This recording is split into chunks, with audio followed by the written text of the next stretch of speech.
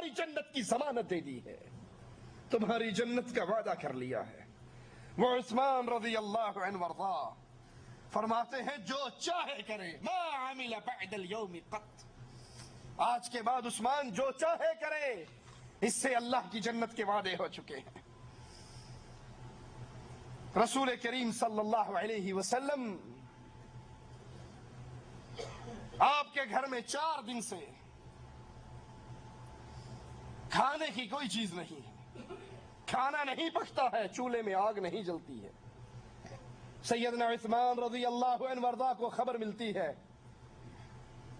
تو اپنے پاس سے راشن لے کر، کچھ اشرفیے لے کر، کچھ دینار لے کر، ایک بکرا لے کر، کچھ آٹا اور کھجورے لے کر، 300 درہم لے کر اللہ کے رسول صلی اللہ علیہ وسلم کے گھر پہنچتے ہیں۔ اللہ کے حبیب علیہ الصلوۃ والسلام گھر پہ نہیں ہے، یہ مومنوں کی ماں سیدہ عائشہ رضی اللہ تعالی عنہا کو دے کر چلے جاتے ہیں۔ آقا علیہ الصلوۃ والسلام اپنے گھر میں لوٹتے ہیں، مومنوں کی ماں ماجرا بتاتی ہے، یا رسول اللہ صلی اللہ علیہ وسلم، عثمان آئے تھے، یہ آٹا، یہ کھجورے، یہ 300 درہم، یہ جانور، یہ بکرا سیدنا عثمان دے کر گئے، اور پھر تھوڑی ہی دیر کے بعد بھونا ہوا گوشت اور کچھ روٹیاں بھی دے کر گئے۔ سیدہ عائشہ رضی اللہ تعالی عنہا فرماتی ہے، امام الانبیاء نے جب یہ بات سنی اپنے حجرے میں نہ ٹھہرے، فوراً اپنی مسجد میں آئے، اور مسجد میں آ کر اپنے ہاتھوں کو بلند کر کے کہتے ہیں، اے اللہ میں عثمان سے راضی ہوا، تو بھی عثمان سے راضی ہو جا۔ اے اللہ میں عثمان سے راضی، تو بھی عثمان سے راضی ہو جا۔ اے اللہ میں عثمان سے راضی، تو بھی عثمان سے راضی ہو جا۔ 3 مرتبہ رسول کریم صلی اللہ علیہ وسلم یہ دعا دیتے ہیں، اللہ میں عثمان سے راضی، تو بھی عثمان سے راضی ہو جا۔ سیدنا عثمان کے ایمان کا انکار کرنے والوں، ان پہ تہمت لگانے والوں، ان کو گالیاں دینے والوں، یہ وہ ذات ہے کہ خلافت پر نہ بیٹھی تھی، خلافت نہ سنبھالی تھی، 5000 غلام، زر خرید غلام سیدنا عثمان رضی اللہ عنہ وارضا کے کاروبار کو چلانے والے ہوا کرتے تھے۔ آپ کے جانوروں کا لشکر مدینے میں نہ سماتا تھا، اور جب مسلمانوں کی ذمہ داری آپ کے کندھوں پہ پڑی، اپنا سارا مال اللہ کے راستے میں خرچ کر دیا۔ یہ وہ ذات تھی جس سے آسمان کے فرشتے بھی حیا کیا کرتے تھے۔ رسول کریم صلی اللہ علیہ وسلم ایک باغ میں آ کر بیٹھتے ہیں، اپنی پنڈلیوں سے کپڑا اٹھا لیتے ہیں، کنویں کے اندر ٹانگیں لٹکا دیتے ہیں، اور اپنے ایک صحابی کو کہتے ہیں، گیٹ پہ ٹھہرو، اگر کوئی آئے میری اجازت کے بغیر اس کو اندر نہ آنے دینا۔ یہ گیٹ پر آتے ہیں، تھوڑی دیر کے بعد دروازہ بجتا ہے، یہ پوچھتے ہیں کون ہے؟ جواب ملتا ہے ابو بکر ہے۔ کہتے ہیں ٹھہرو، میں اپنے رسول سے اجازت لے کر آتا ہوں۔ آ کر کہتے ہیں، یا رسول اللہ صلی اللہ علیہ وسلم، میرے نبی کا نام آئے تو پیار سے کہا کریں صلی اللہ علیہ وسلم۔ بد نصیب ہے وہ انسان جس کے سامنے نبی کا ذکر ہو اور اس کی زبان سے صلی اللہ علیہ وسلم نہ نکلے، نبی کا نام سن کر بھی وہ درود نہ پڑے، یہ بد نصیب انسان ہے۔ اور خوش نصیب ہے وہ جس کو اپنے نبی کا نام سن کے اس کی زبان بے اختیار بول اٹھے صلی اللہ علیہ وسلم۔ یہ سودا گھاٹے کا نہیں ہے، نقصان کا نہیں ہے۔ تم ایک مرتبہ میرے نبی پہ درود پڑھو گے، عرش والا تمہارے اوپر 10 رحمتوں کا نزول فرما دے گا۔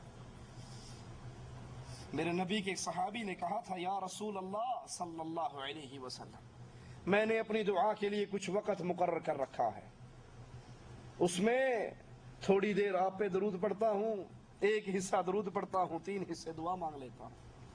آپ نے کہا تھا، میرے ساتھی اگر تو درود زیادہ پڑھے گا تیرا ہی فائدہ ہے، اس نے کہا یا رسول اللہ صلی اللہ علیہ وسلم آئندہ 2 حصے درود پڑھ لیا کروں گا، 1 حصہ دعا مانگ لیا کروں گا۔ آقا علیہ الصلوۃ والسلام نے فرمایا بہتر ہے، لیکن اگر تو درود اور زیادہ پڑھے گا فائدہ تیرا ہے۔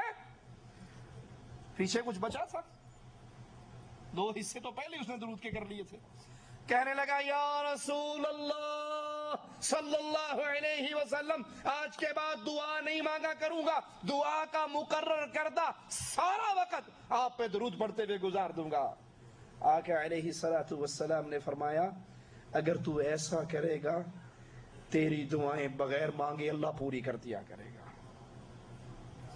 جو تو نے مانگنا ہے، جو تو نے ڈیمانڈ کرنی ہے، جو تو نے سوال کرنا ہے، جو تو نے جھولی پھیلانی ہے، اللہم ربنا کی صدائیں لگا کر جو کچھ تو نے مانگنا ہے، اگر تو دعا کا سارا وقت محمد کریم پہ درود پڑھتے ہوئے گزار دے گا تو پھر گارنٹی سن لے امام الانبیاء سے، تیری مانگے بغیر ساری پوری ہو جایا کریں گی اور تیرے نامہ اعمال میں گناہ بھی باقی نہیں رہیں گے۔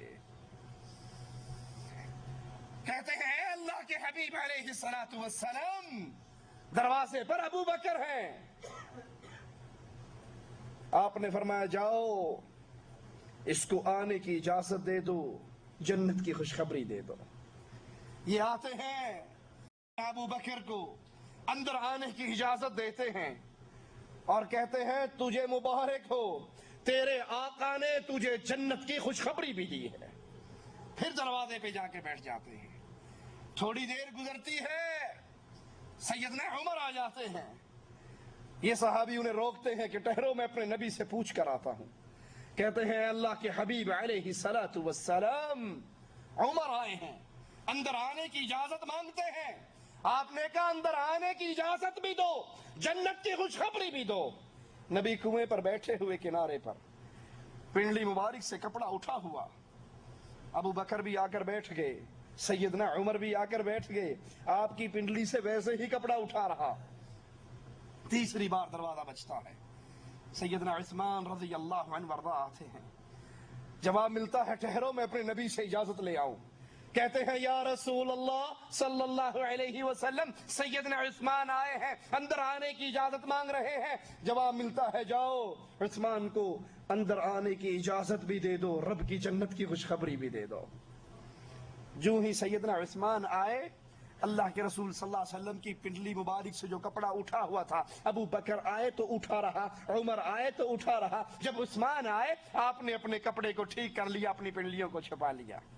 کہنے والے نے کہا یا رسول اللہ صلی اللہ علیہ وسلم ابو بکر آئے آپ کی پنڈلیاں ننگی رہیں، عمر آئے آپ کی پنڈلیاں ننگی رہی، یہ عثمان آئے ہیں آپ نے اپنے کپڑے کو ٹھیک کر لیا۔ کہا سوال کرنے والے میں اس سے حیا کیوں نہ کروں جس سے آسمان کے فرشتے بھی حیا کرتے ہیں۔